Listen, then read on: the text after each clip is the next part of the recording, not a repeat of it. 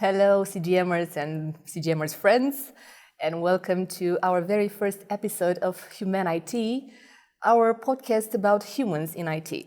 And who could have been the very first guest and the very best human in IT, if not our general manager, the one and only Christopher Roy Turner. Hey, Chris, welcome. Hello, Andrea. How are you? That's a very big introduction. I feel like I have to live up to it now.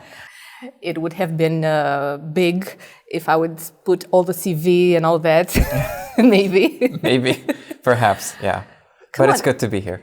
I know. I'm very excited for this. We're finally doing Yes, a podcast. Yes, we had very big dreams about it, and look that, make your dreams happen. So yes, we're doing it. I'm super excited. I'm curious to see what people are going to say and what they're going to think, and who knows, they might get to know me a bit better or might get to know CGM better. We'll see. We'll find out. We're going to have a lot of guests outside of CGM also, humans of IT.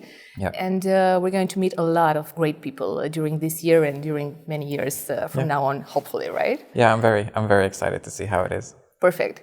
So tell me a little bit about the winter holidays, because they just ended. And I don't know, take us there into your winter holidays, into your home with your family. Yeah. How was it? It was very quiet. Unfortunately, the entire family, including me, got sick. So we spent a lot of time in bed or not doing many things, and everything was quiet. But to be honest, I think it was exactly what I wanted, to spend time with everyone that I love and is so dear to me, and everyone who supports me through what I go through here at work, and they're the ones who sacrifice when I'm traveling so much, and it was just good to be with them. So in all honesty, the winter holidays I could probably summarize with saying we slept, we played video games, we watched TV shows. And roughly that's about it. So it was perfect. We must say to our friends here watching us that your home is in Hungary. Yes, correct. So is it in Hungary the same like in Romania? Do you eat a lot during holidays usually? Yes, a lot. We do. I like to say that we're way more similar than people like to say that we're not, Hungarians and Romanians. The parallels, I think, we're 98% the same, and the language and some other smaller things are what are a bit different. Mm-hmm. By the way, you live in Hungary. Yes. You grew up in Hungary. Mm-hmm. Your father is Australian. Correct. Your mother was here a lot in Romania, right? We came here a lot. Yeah. And now you work in Romania for Correct. a Romanian company with German origins. It's a very complicated network, my family. So my dad came to Hungary before I was born, and then he met my mother. Mm-hmm. They worked together, they were colleagues. And then while growing up, we visited Transylvania a lot, and I spent a lot of time here. So it was a question I got when I came here, is that, so what do you think of Romania? And I was like, well, I mean, I know it. I've been here a lot of times before in the past. But not in Iași? No, Iași, the first time I came to Iași was on my first business trip to Iași. Okay. Yeah. Well, when was it? Do you remember? I think June the 10th or the 6th in 2021. So it was after your first day here? Yeah, my first day I was at home in Budapest in front of the computer. Oh, come on, let's say the story, because it's funny with your first day here in studio. So June the 1st is a public holiday here. Yes, I know. You didn't know. And I didn't know. And no one told me. Yeah. And I remember dressing up, being ready for the big day, sitting in front of the computer, and it was just silence. No phone call, no nothing. And I woke up earlier. I was in front of the computer, I think around 8 o'clock, and nothing. And it was like, still no message. And I was like, okay, it's 9 o'clock here. Maybe they're having breakfast or a late breakfast. Yeah, late breakfast or something along the line, morning meetings, stuff like that. And then 9 o'clock rolls around, which is 10 o'clock here, and nothing is happening. And I'm like, okay, maybe stand-up meetings are taking a bit longer than I anticipated. And then 10 o'clock my time, I sent everyone a text message being like, guys, what's up? What's happening? I'm sitting here like, have I been lied to? Is this not really a job? Have I resigned from a place that I like to work and from a boss that gave me so much to end up just being scammed. And then in the end, I got a text message back 20 minutes later. Today's a public holiday, talk tomorrow. I was like, oh, okay. I think this is information you can pass on to me. But since then, it's good because, well, I mean, now I know that. You know all the public holidays? Yes, I do. So thankfully, these don't catch me off guard anymore. I don't expect 200 people to answer. So in June this year, you'll have 2 years in CGM. It's unbelievable. Exactly. How was it for you all this time? It was brilliant. I said this in our final town hall last year that I don't know how this period could have seemed so long but so short at the same time. It seemed like it was forever ago, but it also seemed like it was yesterday. Mm-hmm. And I just don't understand how this feeling is possible. We've been through so much, we've changed so much, and yet I feel we still have so much more left in us and so much more to do.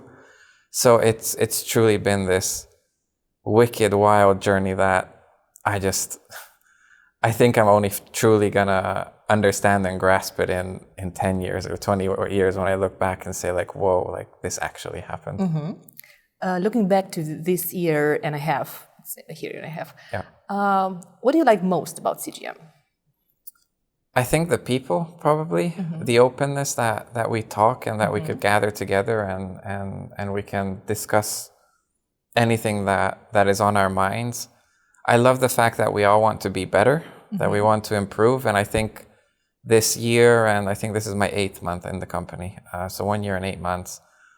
So this 20-month period has been just like, wow, just coming in, having my thoughts about how we could improve things, how we can direct stuff, and how colleagues resonate with that, and how the feedback is here, and how I feel that every day we're becoming the place that all of us want it to be. And I think this is what I love about it the most. But I'd be lying if I said that the fact that we're in the healthcare industry wasn't fulfilling, because it absolutely is. It's one of the main reasons when considering do I take this job or not, was saying that, yeah, like, especially today, everyone wants to wake up feeling that they're contributing to society in a positive way. And I think that we actually have that opportunity to do that. And this really makes me happy. So it's I think people first and the context of our business second. I think a lot of friends ask you, what do you do and what is CGM doing? Yeah. What do you tell them? I tell them that CGM is a German multinational company that supports basically every segment of the healthcare industry. So ranging from doctors to ambulatories, hospitals, pharmacies, laboratories, and many more things that probably I'm not even aware of. So the way we say it is the entire healthcare market, we're there. And we create tools and software for the individuals working in these places to allow them to be the best them that they can be. So I like to believe that we're contributing towards the people that are doing the life savings to be able to save more lives, and thus in some way, maybe we can take the credit as well that we're part of the life-saving journey as well. Because if doctors and pharmacists and everyone I just said before has more time to do what they really need to do and spend less time on all the other stuff, and that happens because of us, then I think we made a difference. Yeah, we do. Tell me, please, if you learned some Romanian words this time. Yeah, I did. I took lessons for a few months, I think half a year. Okay.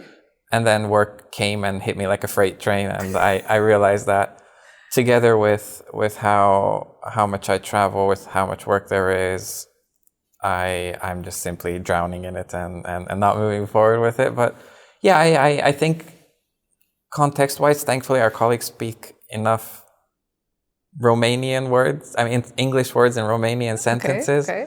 So more or less while we're at lunch, I understand when the conversations are happening wickedly and wildly with the colleagues, that it's like, okay, I think they're talking about this or that. I mean, I know a few basic words, like I could ask for coffee or beer or... Can you tell us some words in Romanian? Well, I mean, if I want a coffee, which I don't drink, but it was the phrase that we learned, I think it's aș vrea un cafea. O cafea. O cafea, yeah. I say mulțumesc, la revedere, bună dimineața a lot, so, saying the hellos and everything. And the other words are more just singular words related to food. So because iași while I love it, one of its drawbacks is that not many restaurants have English menus. So as someone who's a bit picky when it comes to food, I had to learn very quickly what are the foods that I really dislike in Romanian, and then just go through those. And then when I see it, like for example, I don't eat tomatoes, and I know that's roshi. So whenever I look at the menu, I'm like roshi, roshi. Okay, see roshi over there. And then if they don't understand me, I learned how to say without tomatoes, and that's fara roshi. So what else do you like to eat?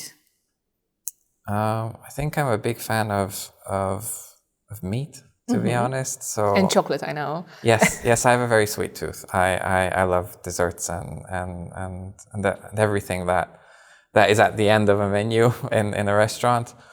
Usually, I mean, all types of meat with basically all types of garnishes, except for those foods that I don't like. But I'm a big fan of most cuisines, like Italian, Romanian. I really like Romanian cuisine. Hungarian, I'd be lying if that wouldn't be there. I said Indian, Chinese, anything. So all over the world, to be honest, I'll find a dish or two that is close to my heart. And I love to eat. I love to cook. You cook? When I have the time to cook, I do. What do you cook?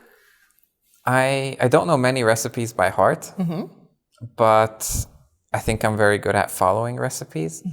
So if someone says like, what's your favorite dish to cook? To be honest, I don't think I have that many that I'd say like, this is my favorite dish to cook. I just enjoy the process. Like, we used to watch a lot of cooking shows at home with my mom, my grandma, and also with my dad as well, like cooking contests.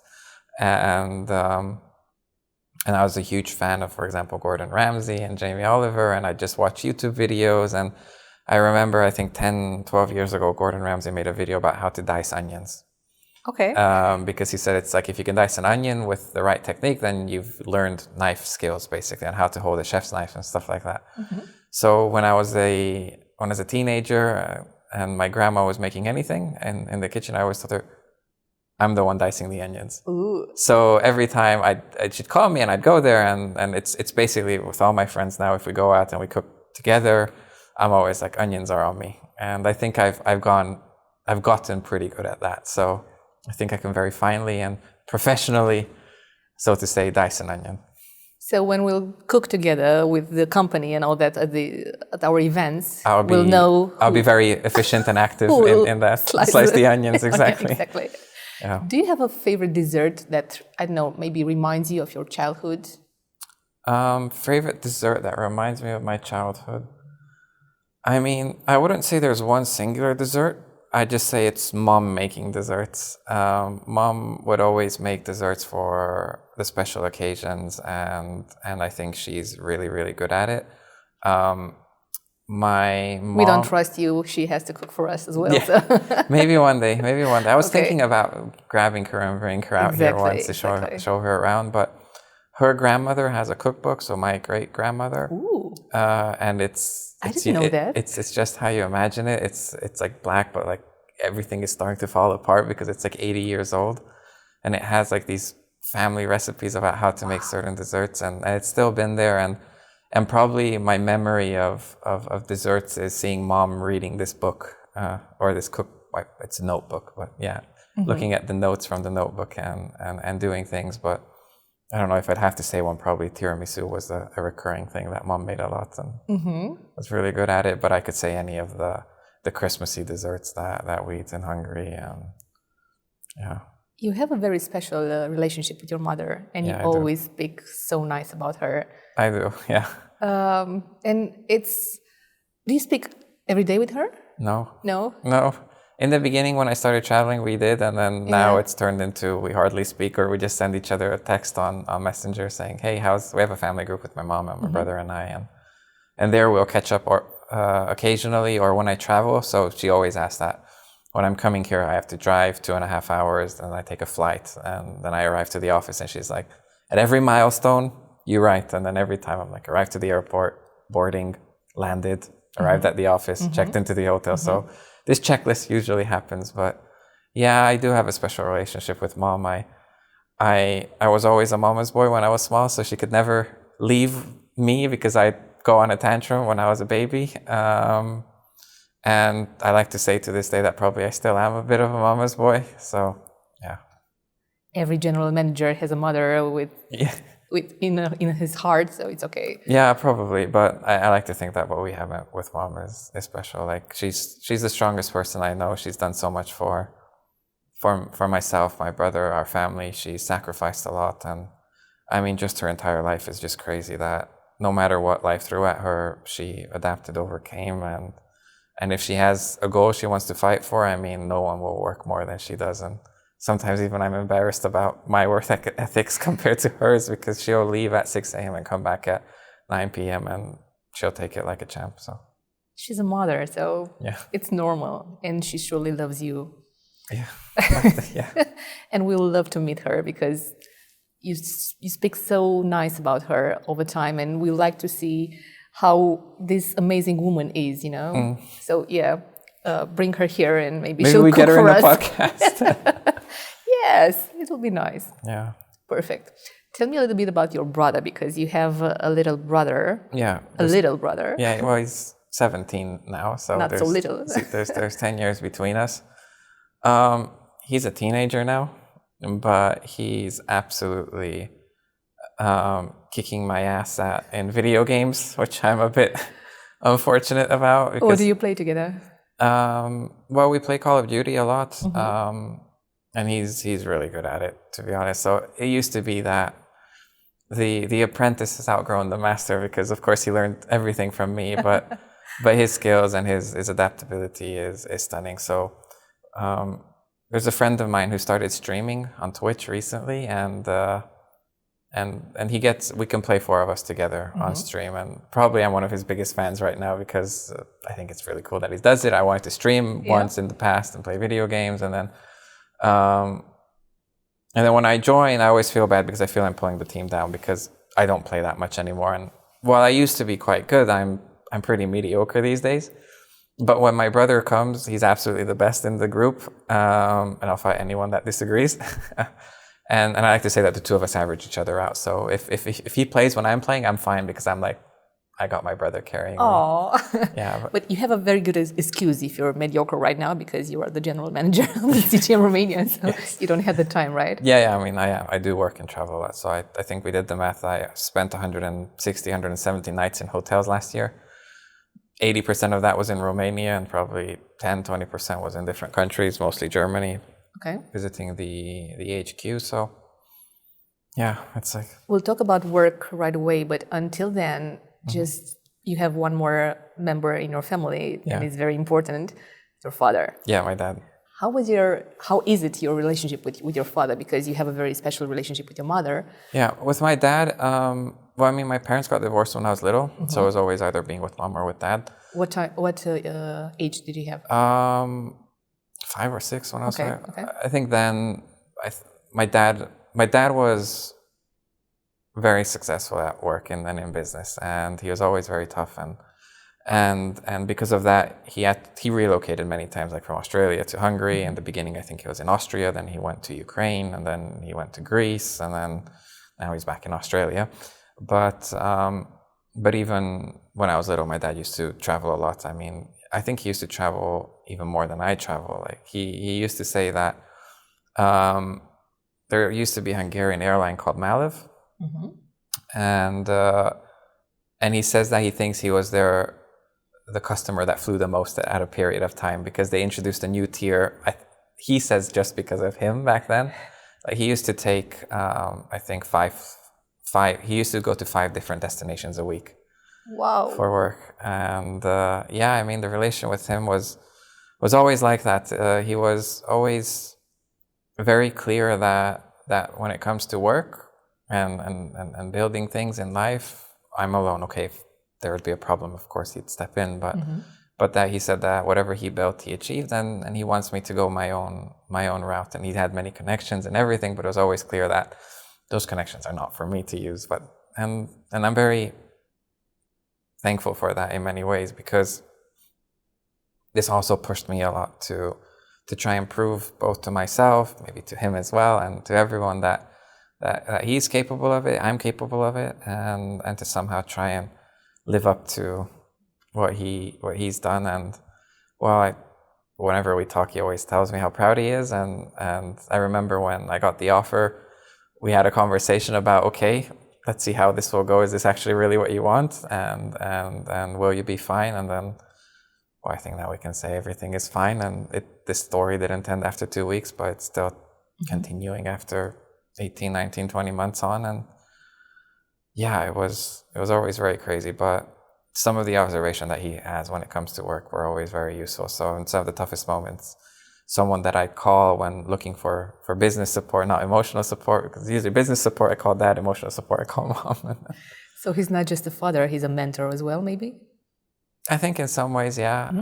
I remember I was always in awe when we were, it was funny because when we were on vacation, I used to take work calls a lot. And I do that now occasionally as well, which is not something we should do, but it's just part of, I think, who we are, that how much we're fascinated by how things are working. And whenever we had a work call and I was nearby, I always did my best to try and stay next to him because it was interesting to hear him speak. And even when I was little, like 10 years old, I was like, and my dad was part of some large acquisitions and things like that. And then just hearing him speak about those, and maybe even back then not understanding completely what he's talking about, but as I mature and progress in my career, flashbacks will occur about conversations that I've overheard him being like, oh, okay, right. Or his advice about being ruthless when it comes to certain topics, or just simply saying that, hey, like, if there's a problem, just start documenting everything.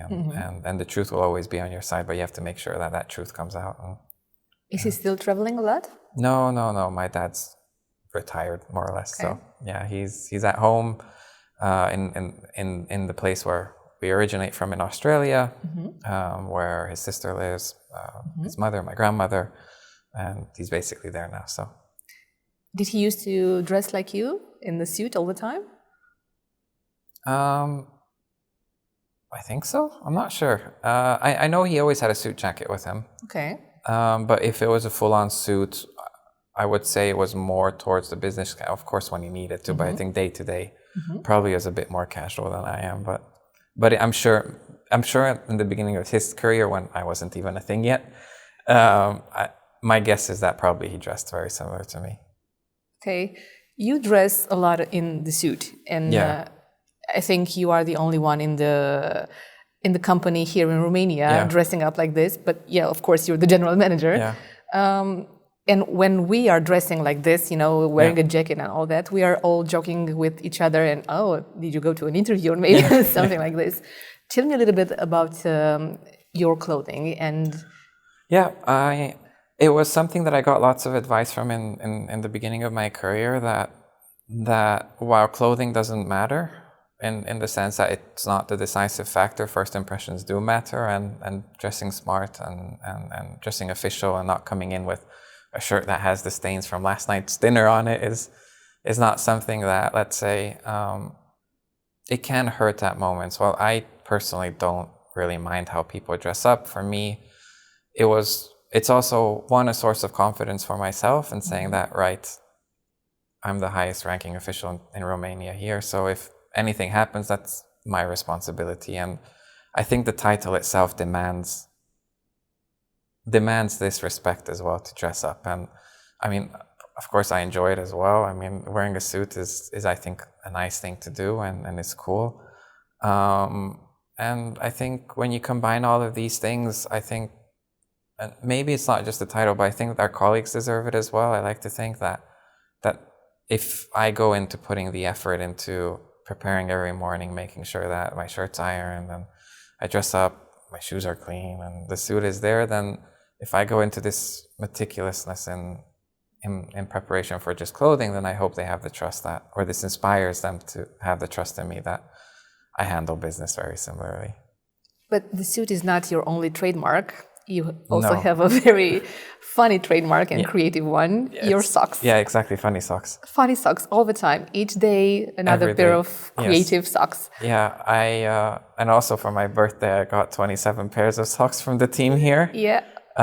Funny socks. And this stems back to when I was an intern at the Embassy of Ecuador in Budapest.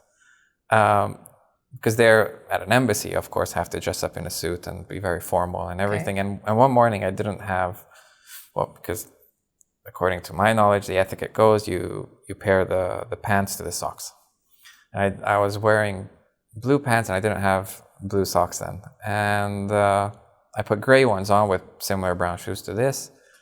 And I remember looking at it, I was like, hey, this actually looks pretty cool. I took a picture of it and I sent it to my my friends, and then this whole debate started about this looks horrible. And then I slowly progressed on the path, and then I found this article that saying that if you wear funny socks with a suit, you're actually showing to the world that you respect traditions, you respect everything about how someone should be dressed up, but you also show to the world just that little, that you try and break the stride with it. And well, I think 5-10 years ago this was new. Now I think many people do it, but I like to say that I was part of the group that started this. What did your father think about this? I don't think he knows. Really? I mean, he knows that I wear funny socks, but I don't think he necessarily have seen me, because when I meet my dad, I'm not in a suit. So of course. But maybe he saw pictures and all that. Oh, he will see this. He hasn't commented on it. Let's put it this way. So if he sees this podcast and he sees the socks, I might get a very positive or a very negative text message coming back. What do you think it's going to be? He used to wear funny ties when he was young. That's what my mom told me. So he was big on funny ties. So I think there's part of it that I think he'd appreciate. So. Okay. Do you think he would like to come here and see the company and the people and see you here? Because you said that maybe you'll invite your mother. Yeah, well, I mean, Dad has to travel 2 days to come here. So if he were living close by, I think he'd be curious. Mm-hmm. I think being so far away, traveling so much, I don't think this would be on the to-do list to come here. But he's always very curious about what happens. And whenever something goes public that I can share with him, I always do and send it over. And he sends it over to the rest of the family members. So, yeah. Let's go back to the work here in CGM, because you got being a general manager at 26. Yeah, I interviewed when I was 25. I signed the contract on roughly around my 26th birthday. It's crazy, you know, and all the time I say to people that our general manager is 27 years old, 28 this year, right? Yeah. Okay. In a few months. And everyone is like, what? How is it possible? And really, how is it possible? And second, how do you feel about it? Maybe I'll start with the second question and work my way back. How do I feel about it? For me, it's normal. I mean, I'm living it. I don't necessarily feel that this is not normal, let's say, to like that. Or I often don't find this being as special as sometimes people make it out to be. I hear that it doesn't happen often. I don't know many examples of people doing this on, like, climbing their ranks on their own, because of course, like, I have major respect for those families that have family dynasty businesses, and then the child from young age is nurtured into the position and they take over very young. But for me, that doesn't happen. I didn't know anyone at CGM. I interviewed like most people that I got a message on LinkedIn, and I said yes to it. And so for that reason, it doesn't, like, sometimes it hits me like, wow, this is happening and I can't believe it. But at other times I'm like, yeah, but it's normal. So I don't know. It's for sure it must be different living it than seeing it from the outside. When it comes to how does this happen, I've had amazing mentors throughout my life. I think every single position I was in, I had a boss or I had people around me that were able to give exactly what I needed to get. And I'm with extreme gratitude towards them, because without them, this wouldn't be a thing. And I was extremely lucky as well. I think being in the right place at the right time, seeing the opportunity, probably that's my strength. And if an opportunity presents itself, I'll grab it and hold on to it. And throughout my career, probably that's what I could say, that I can go back to certain points in life and be like, okay, I see that here. I took it, I grabbed it, and it worked out very well for me. I'm sure that there are so many young people who are dreaming maybe to become a general manager at your age. What advice do you have for them? What should they do to grow their career? One is probably communication. Okay. I think that's probably one of my strongest suits, is speaking, or is being able to, and also listen.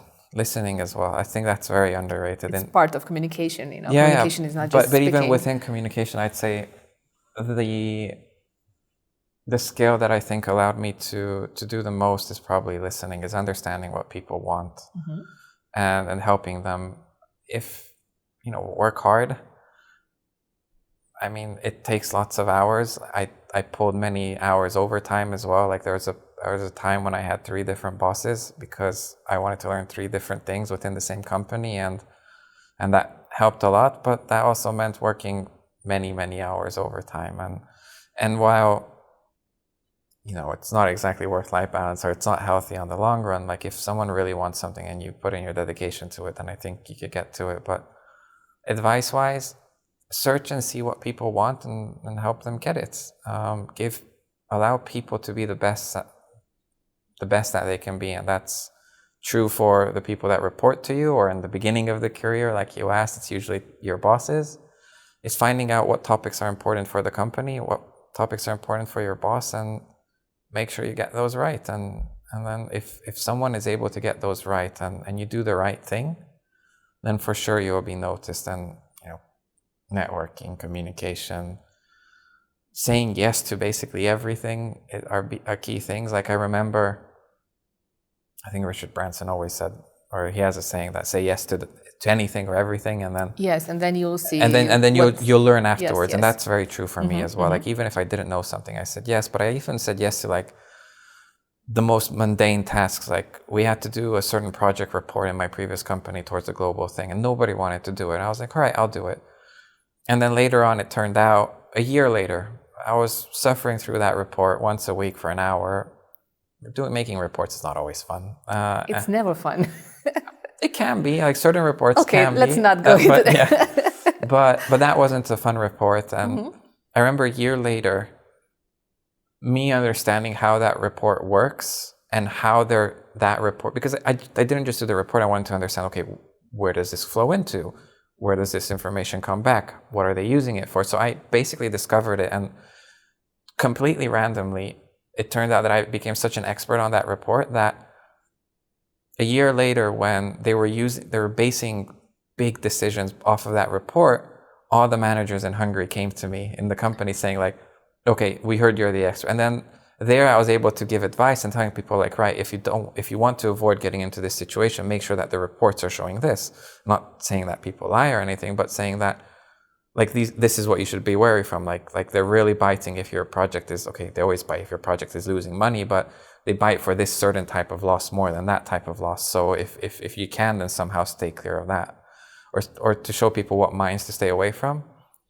And then that raised some eyebrows, and then that led to other things. And then later on, another year later, when I was working with the regional director, that report again, while I was not filling it out anymore, on the regional level, I had more knowledge than some of the people that were owning the report itself. And we could influence people in saying that, listen, this report is not necessarily important because I'm not asking you to do it because you have to do it. I'm asking you to do it because if you don't do it, then decisions will be made that maybe won't align with what you want to be made. And it's just crazy how just things that you want to get rid of, you profit from actually taking on from them later on. And that's why I just say yes and learn it, because you never know when it will help you, and get an expert in the topic that you're in as quickly as you can. It's a good lesson and a good advice, and it's very inspiring as well. Who knows who will be experts in, so we'll see.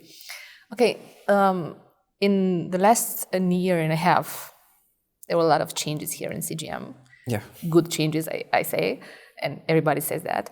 Tell me a little bit about the changes that you made, and most of it, what's next? Yeah. So I think coming in, when starting out, my dad said I should speak to one of his closest friends. Maybe it's called Nigel, and because he was a general manager many times, and usually he was a general manager who was put into companies where things were not where they wanted things to be. And then we had a talk, and he recommended a book to me called The First 90 Days. And then I read that book, and I based a lot of action based upon that book. And for example, I came in, and for the first month I did nothing. I just listened. I made one decision in my first meeting just for the sake of making a decision, I remember, but I just listened just to understand what's happening. And then we took that feedback. I went out to Germany. I told my boss, Frank, that this is the state of the business. This is what's great. This is our potential, and these are the things that we need to tackle if we want to stay successful. And then that's exactly what we did. And it stems back to, I think, saying that kind of how this podcast is called Humans of IT.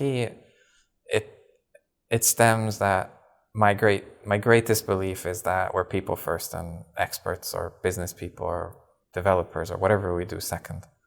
So we wanted to do that. So we increased communication and transparency massively. Like we introduced town halls, or we redid town halls. Before that, they were very operational, saying that it's about announcements, but just let's have a conversation with the company. And then the last Friday of every month, we sit down and we talk with the entire company. And what proves to me that this is a meaningful thing is that usually town halls in my previous company got participation rates of 20 to 25%. Roughly, if you get 50% from what I've talked with peers, then you're good. We get 75 to 80% of the people. Exactly. And that shows to me that this is needed. So we wanted to come back and explain to people what's happening, what's going through our lives. And I always say you can ask any question you want. We can give you an answer to it. You might not like it. I might not be able to change it, but I will tell you openly why this decision was made or what happened. And I think that matters a lot. It's giving people closure.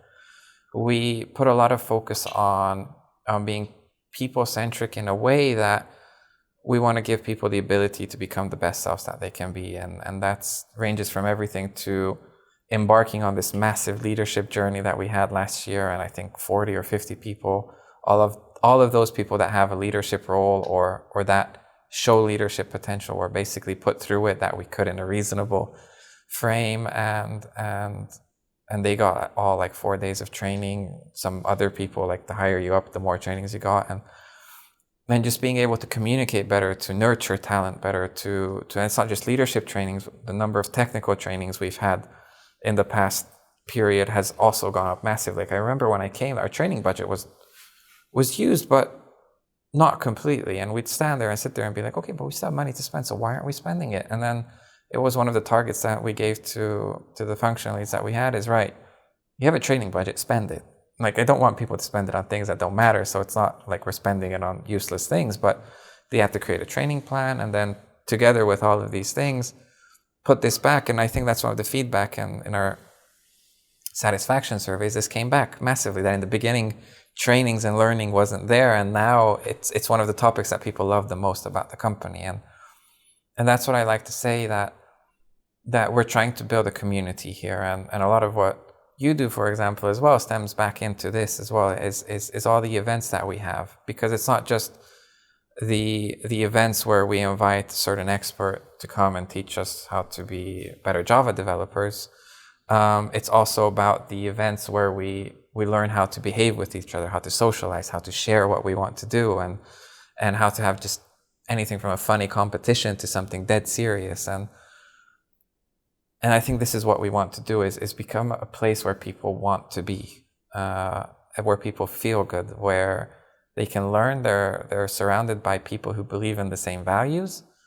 And I like to say I want to be surrounded by good people who do great work. And we are here. I think so.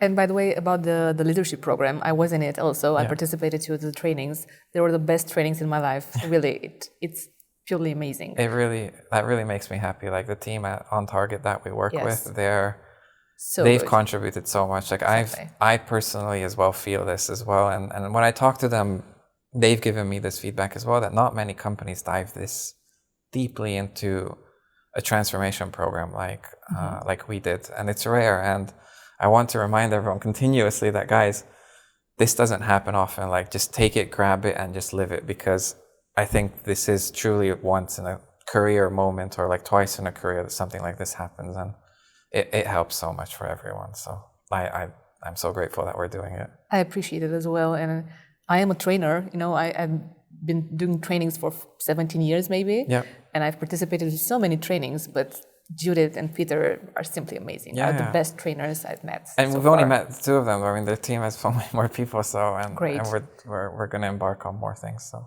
And you talked about the values. I did speak about values. And one of the changes last year and from now on is a new mission, a new vision, and brand new 4 values. Correct. I actually want to maybe go into, rephrase a little. We don't have a new mission or vision. We have a mission and a vision because it wasn't the thing that we had before. Exactly. Or at least, for sure, individuals have it, teams had it, but on a Romania level, we didn't have a mission. And we have a global mission, but not a Romanian one. We do, of course we do.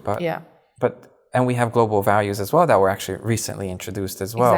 Exactly. For example, act with integrity, have fun and stay dedicated and values like that. But when we think about a company the size of CGM globally, they have to, and rightfully so, they have to cover everything from the HR person to the technician that goes out to the hospital, to the software developer, to the manager, to everyone. End to end, it's a very wide scale. But here in Romania, we're very focused on software development. And that's why we with the team felt that in order to give Romania a better identity and for us to understand who we are, we need to develop a separate mission statement. Or not separate, something that adds on to it. I think that's a better word.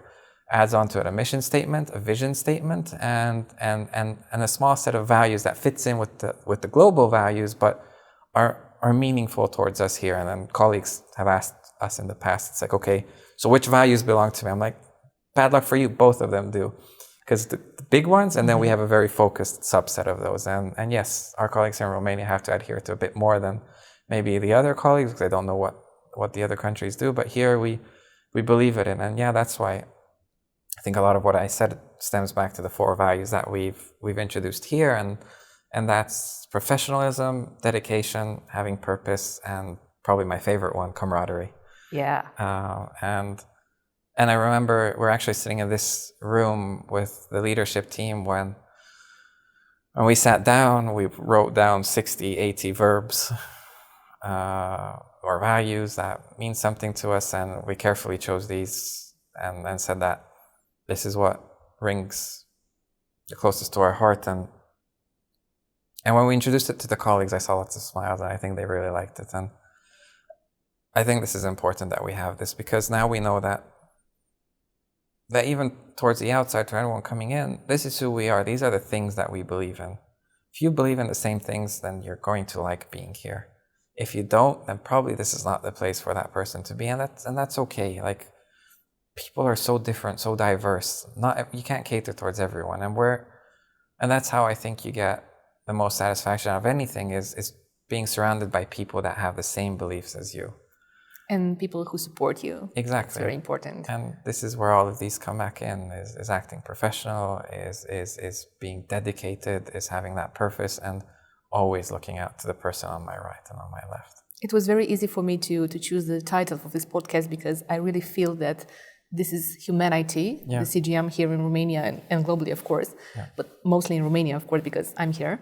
And it's not only a podcast about humans in IT, it's also a company about the humans in IT and about humans, first of all. And that's what it exactly is. And I think maybe on that statement we can talk about what our mission statement is, because it comes very close to it. So globally, CGM says, and what our founder, Mr. Frank Gotthard, says, is that nobody should suffer or die because medical information was at one point missing. And that's extremely meaningful. And then what we do then is we say, how do we fit into that? How does our development center fit into that? And we wanted to come up with a statement that fits in well with it. So what we did was we created the following statement that says that CGM Romania saves lives, that we create a supportive and stable work environment for our colleagues that supports collaboration, innovation, and learning. And with us, we create reliable software for the reliable user-oriented software for the healthcare segment. And I always pause here and I want to explain it, and I did it to our colleagues as well. It's on purpose that we have our colleagues before actually the software that we do. Because I have this fundamental belief that I think many of us, a lot of us share here in Romania, is that we're people first. We're experts in our domain. We're people who do a good job. And it's us being the best selves, us being the people that we are, allows us almost as a byproduct to create amazing software for the industry that we work in.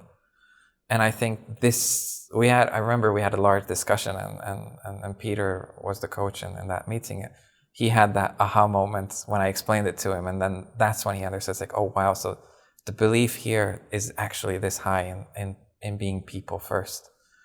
And I'll stand by that. I think the biggest testament to that is I am not a technical person. I don't have a background in IT. And yet we can see that our quality in IT is going up, not because I'm telling them how to code or program. I don't really care how they do it or what they do, as long as it's good. And I trust that we have amazing people, good experts, who know how to make the right decision. And it's been proving to me that this happens, and that's what we're fighting for, to give them as much power as we can. And I think they feel it as well, our colleagues. So I hope they do. They do. Yeah. The feedback is like this, so they do it. Chris, we are here at the end of our first episode of HumanITy. It was short, or? It felt like 2 seconds. Yeah, I know. But maybe I'll be back. Of course you'll be back. Yeah. Maybe in June, when you'll have 2 years. Let's see. Whatever the people want. Maybe they don't. They hear our colleagues hear me speak enough, so maybe they want to hear other people speak. Maybe the outside world is interested. Mm-hmm. Whatever. How was it for you? I really thoroughly enjoyed it. I love speaking with you, and to be honest, it just felt like that night when we had dinner, when you joined us recently, and we got to know each other. And to be honest, it's great, and I really hope that the people watching, listening will think very similarly, that this is a cool thing. And I hope that people understand who we are a bit better. And I think all the guests that will follow me, while I don't know the exact list of people that are coming on, I think everyone will have something good to share, something nice to say, and something interesting to talk about. So, I mean, I can only imagine this taking off and being better and better every time. It will. And you see that it's a yellow chair, not the one in my office. Yeah. Because we must tell the people that I have a special chair in my office. Yes. And a lot of people come in my office to share some thoughts and all that, and they sit on that chair. And once you came and you sat for the first time and for the last time on that chair, yes. And you shared some personal thoughts and all that, and at some point you just raise and get up and just, I will never sit on that chair again. Exactly. So that chair is, I don't know if it's blessed or cursed or what's the right word, depending on how you look at it. But yeah. It's like a therapy chair. Exactly. So I'm staying away from the therapy chair, and I'm glad that we have the podcast chair. We have the podcast chair. So thank you so much. I'll let you go to work now because, humans, podcast and fun, but we have work to do. Exactly. So thank you so much. And we will invite the people to comment to us, to leave comments and to tell us what do they think about our first episode. And of course, what do they think about Chris and CGM Romania and whatever, all that we do here. So thank you so much for watching us, for listening to us, for having fun with us. And what do you say when you have a podcast at the end? Please subscribe, right? So thank you.